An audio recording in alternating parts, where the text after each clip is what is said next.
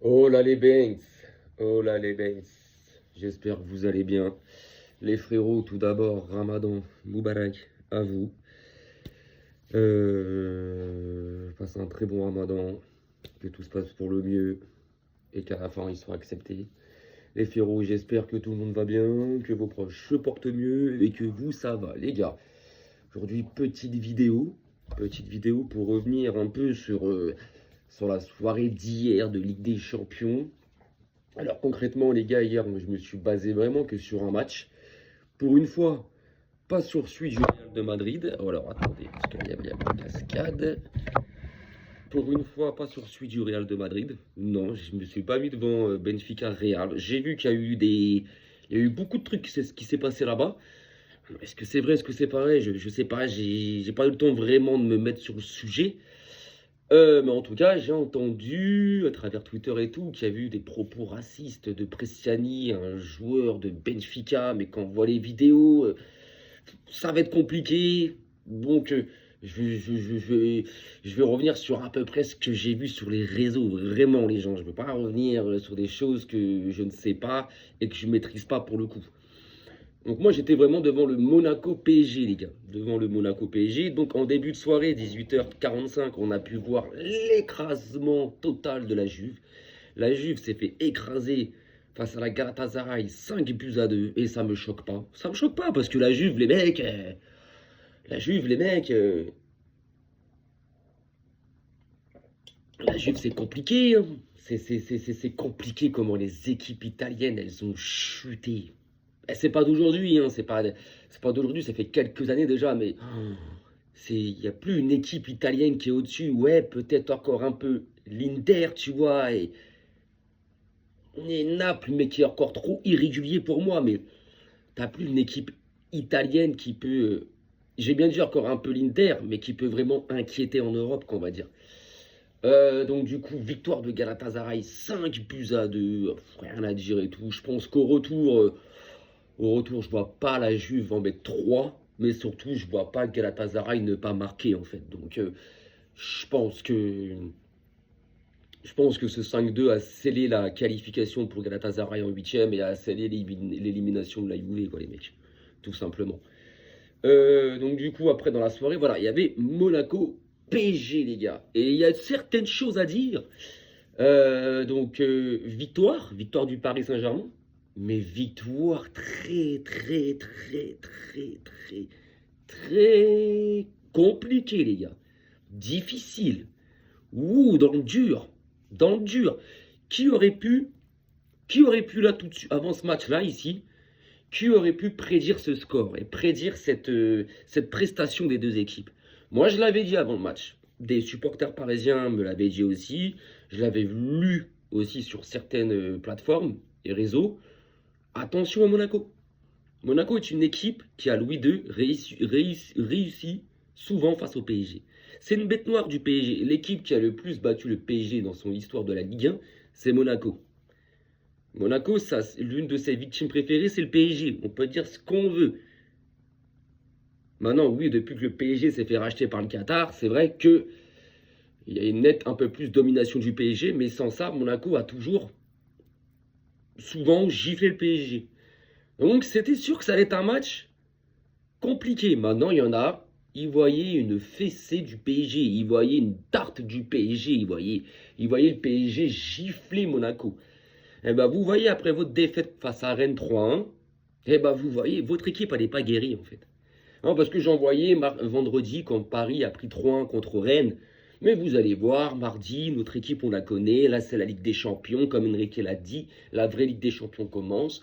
Vous allez voir notre équipe mardi, quand ils vont arriver au Louis II, qui vont tout retourner. Bah ouais, on l'a vu, hein. Au bout de 20 minutes de jeu, il y avait déjà 2-0 pour Monaco, les mecs. On l'a vu. Et remercier un peu Gil Manzano, donc l'arbitre de la partie, parce que concrètement, il y a deux faits de jeu. Je ne veux pas revenir sur le rouge de Golovin. Il y a rouge, il n'y a pas de souci.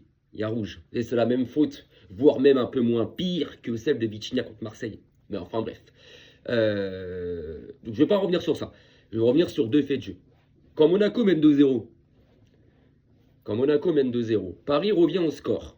Paris réduit le score à 2-1 sur un but de Désiré Doué. Pourquoi il ne siffle pas la faute sur Vanderson? Non, mais je pose la question, moi. Pourquoi il ne siffle pas la faute sur Vanderson? Il y a clairement faute. C'est de l'anti-jeu. Elle n'est pas énorme, la faute. Elle n'est pas énorme.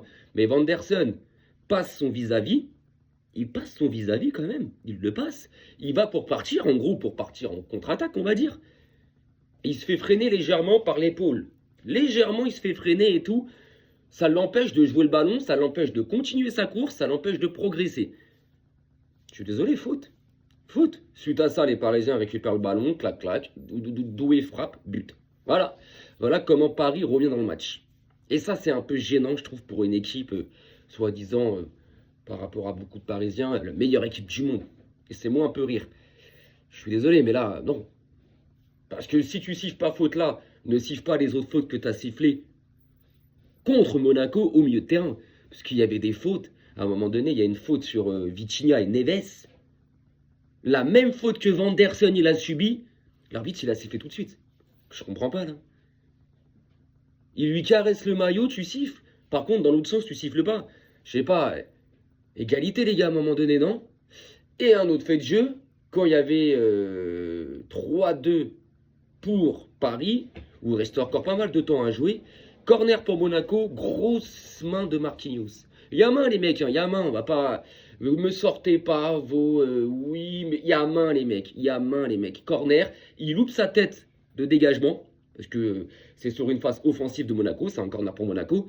Marquinhos loupe sa tête, elle tape sa main, les mecs, elle tape sa main. Il y a main, penalty, même pas de VAR, rien du tout, rien du tout. Donc Paris, en fait, pour battre Monaco, ils ont eu besoin d'un petit coup de pouce de l'arbitre. C'est chaud quand même.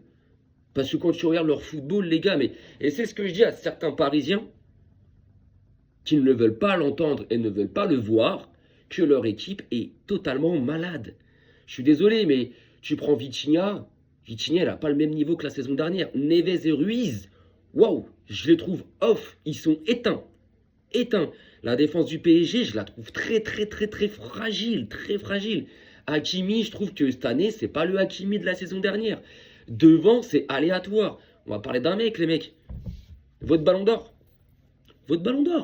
Il est en train de sortir une saison cataclysmique, catastrophique.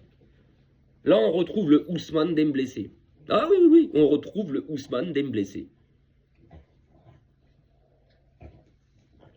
Il est en train de sortir, il est en train de faire une saison affreuse.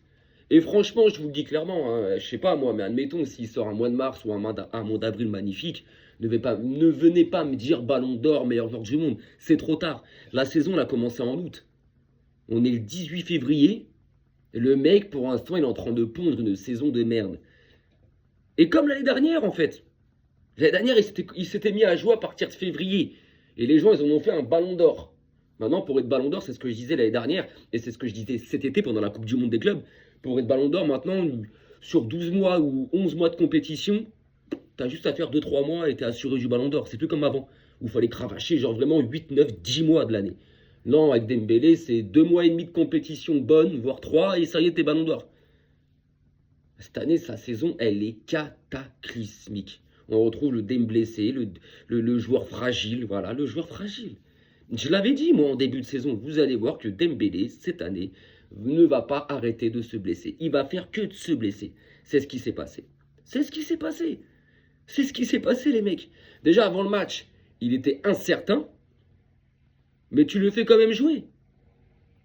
Alors que tu as un Désiré Doué sur le banc, même si Désiré Doué, bon, hier, c'est lui qui change la dynamique du match, même si Désiré Doué, en ce moment, il n'est pas dans une forme étincelante, mais il n'a pas de gêne. Il n'a pas de blessure, il n'a pas de gêne. Donc, tu préfères faire jouer un mec comme Dembélé, qui est blessé, qui est incertain, qui a des gènes de partout, alors que sur le banc, tu as Doué, qui, ok, n'est pas en forme, en termes de football, mais qui n'a aucune gêne, qui n'a aucune blessure. Tout ça parce que, ça y est, Doué contre Rennes, monsieur trop individuel, et que monsieur Dembélé a parlé dans les journaux. Et les gars, à un moment donné, je sais pas, là, Enrique, pour moi, il a fait un peu de la merde. Et là, c'est là que j'en veux à certains supporters parisiens, c'est qu'encore une fois, ils font les fantômes. Ils font les sourds et muets. Je ne les vois pas, je ne les entends pas. Non, eux là, ils s'arrêtent au résultat. Mais on a gagné, nous. On a gagné 3-2. On a gagné. Voilà, voilà, voilà. Et comment vous voulez débattre football ou dialoguer football avec des personnes comme ça, les mecs? Vous pouvez pas. Vous pouvez pas. Ils sont plus investis sur les autres clubs, où là, ils vont parler, que sur le leur. Hier, je les ai pas vus. Et toi, en tant que supporter extérieur, tu vas les voir, tu leur dis leurs fautes, leurs défauts et les choses qu'ils ont à corriger. Ils vont te dire, on a gagné, mais regarde ton équipe, blablabla, blablabla. Impossible de dialoguer avec eux. Et par contre, quand tu vas voir des supporters parisiens objectifs, qui acceptent la critique, qui eux-mêmes critiquent leur équipe, leurs joueurs, leur coach, avec eux, tu peux débattre. Avec eux, tu peux débattre. Il n'y a pas de souci. Mais les autres, c'est comme les supporters madridistes, c'est tu ne peux pas. Et attention, hein, dans la communauté du Barça, il y en a, mais je ne peux pas communiquer avec eux parce que c'est des propres supporters de mon équipe. Tu vois ce que je veux dire? Mais il y en a aussi des cafards comme ça, hein, qui, oh, mais on a gagné, hein, mais ouais, t'as mal joué, t'as fait. Ouais. Et quand ça perd, vous fait match nul, c'est aveugle. Non, parce que hier, les gars, à un moment donné, je sais pas, et les mecs, ils veulent pas parler de Dembélé, ils veulent pas. Non, on parle pas de Dembélé. Non, non, Dembélé, ballon d'or. Voilà. Ils veulent pas te dire que leur équipe n'est pas au niveau. Elle n'est pas au niveau, mais pas au niveau les deux. Pas au niveau. Parce que si l'arbitre, t'imagine, et à juste titre, il donne le penalty sur la main de Marquinhos, à la fin du match, tu termines ce match-là et tu sors de ce match-là et tu abordes le match retour la semaine prochaine avec un score de 3 buts partout. T'imagines? Avec un score de 3 buts partout, les mecs. Il y a quand même 2 erreurs d'arbitrage dans ce match-là. Une qui vous permet de revenir à 2-1. Et l'autre qui vous permet de rester devant à 3-2 parce que l'arbitre ne siffle pas le penalty. Donc, quid de ces supporters footix parisiens, pas tous, je parle de, vous m'avez compris de qui je parle, qui avant le match sortaient que Paris allait éclater Monaco. Vous et tout. Et ils sont pas là, les mecs. Ils sont pas là. Eux, ils vont juste tweeter victoire, 3-2, vamos. Voilà. Simple, efficace. On fuit. Ok. Maintenant, du côté de Monaco, c'est une erreur. C'est une erreur professionnelle. Tu mènes 2-0. Tu fais un début de match tonitruant. Où t'es vraiment dans un match de Ligue des Champions. T'es vraiment Monaco. Respect à Monaco. Parce que concrètement, ce soir, hier, ça aurait été Marseille face à Paris. Marseille, j'en suis sûr, ils en prennent 6. C'est un exemple, mais j'en suis sûr. Hier, une parenthèse. Hier, si c'est Lyon face au PSG, arrivé à 2-0, Paris ne remonte jamais à 3-2. Paris en prend 4. Et je vous le dis, Paris en prend 4. Si c'est Lyon hier en face, Paris perd un score énorme. Et c'est là que tu vois l'inquiétude, parce que Lyon est en forme. Que Monaco, ils alternent l'irrégulier, le dégueulasse, le très bon, le très dégueulasse. Voilà, c'est aléatoire. Que Lyon, vu la forme qu'ils ont, hier c'est eux, Paris ne revient jamais dans le match. Donc Monaco, hier, une erreur, une faute professionnelle. Même si oui, le but du 2-1, s'il est refusé, est-ce que Paris revient dans le match? Non. Le penalty arrêté. Il y avait tout pour sourire à Monaco. Le penalty loupé de Vitinha. T'inquiète pas, Pedri va te faire montrer comment on frappe les pénaux. Pedri va te faire montrer. Enfin bref, c'était une petite blagounette. Le penalty loupé de Vitinha, la sortie de Dembélé, le 2-0 de Monaco. Il y avait tout qui souriait à Monaco. Tout. Mais voilà, il a suffi d'une erreur de l'arbitre qui laisse continuer une action qui doit arrêter. Il doit revenir dessus, il doit annuler le but pour relancer une équipe. Ah là les gars, voilà. Donc Monaco, franchement, non, respect. Il faut s'appuyer sur ce genre de match pour Monaco. Il faut vraiment s'appuyer sur ce genre de match. Maintenant, je vous le dis, pour le match retour, concrètement, ils ont leurs pièces à jouer. Même si, oui, ok, c'est... Non, parce que j'en vois, oui, c'est au Parc des Princes. Les mecs, le Parc des Princes, c'est pas à Chaudron. Arrêtez. Le Parc des Princes, je l'ai toujours dit, c'est quand les joueurs sont dans le tunnel ou quand les joueurs sortent sur la pelouse. Que là, ils font leur truc pyrotechnique, lumière, fumigène. Ok, une fois que le coup de sifflet du début de match, il est donné, le Parc des Princes, ça devient un théâtre. Ça devient un théâtre, les mecs. Ça devient un opéra, il n'y a plus rien. Il n'y a plus rien. Donc, oui, il y a des chants, il y a des machins, mais il n'y a plus rien. Parc des Princes, tu l'entends que quand il y a des buts ou avant les matchs sur les sorties des équipes sur le terrain. C'est tout. Une fois que le coup de sifflet est donné et que les équipes elles commencent à jouer, ça y est, ça devient un théâtre, ça devient un opéra, c'est... Voilà, arrêtez. Monaco, ils ont un coup à jouer, moi je trouve. Monaco, ils ont un coup à jouer maintenant, bah faudra pas encaisser le premier but. Parce que là, si tu encaisses le premier but, tu as 2 buts de retard. Tu as 2 buts de retard. Et là, ça va être très compliqué, on le sait. Monaco, par contre, s'ils ouvrent le score, ou s'il y a un 0-0 ou un match nul, genre un partout. En gros, si Monaco reste toujours derrière le PSG avec ce but de retard durant tout le match, Paris sera en danger. Et ça peut faire douter le PSG, les mecs. Imagine, tu arrives à la mi-temps, il y a toujours 0-0 ou il y a un partout. Ça veut dire que tu es toujours avec ton petit but d'avance et Monaco a toujours ce petit but de retard. Paris, ça peut les faire douter. Paris, ils peuvent douter, ils peuvent se dire, putain, à tout moment, ils peuvent revenir. Tu vois ce que je veux dire? Par contre, si Monaco ouvre le score en premier, là, ça peut partir sur un match historique. Parce que Monaco, s'ils ouvrent le score en premier, tu recolles. Tu reviens à 3-3 sur l'ensemble des 2 matchs. Derrière, je ne sais pas si Monaco ouvre le score, on va dire, admettons, en première mi-temps et tout. Derrière, il faudra regarder ce résultat. Et là, il faudra être intelligent. Parce que si tu marques en premier, les frérots, derrière, tu vas installer le doute dans la tête du PSG. Et les Parisiens, ils vont vouloir aller mettre ce deuxième but. Et là, il va falloir être tacticien. Ça veut dire les prendre dans leur dos. Les jouer en contre. Parce qu'ils vont faire que pousser, que de pousser, que de pousser. Et bah là, il faudra des bons récupérateurs de ballon. Genre Zakaria, etc. Là, au milieu de terrain, là. Lamine Camara. Hein, des bons récupérateurs de ballon. Et partir vite en contre pour eux, dans le dos, les massacrer. Moi, je pense qu'il faut voir ça comme ça. Moi, je suis Pocognoli. J'aborde le match retour comme ça. Les mecs, faites tout pour qu'on marque en premier.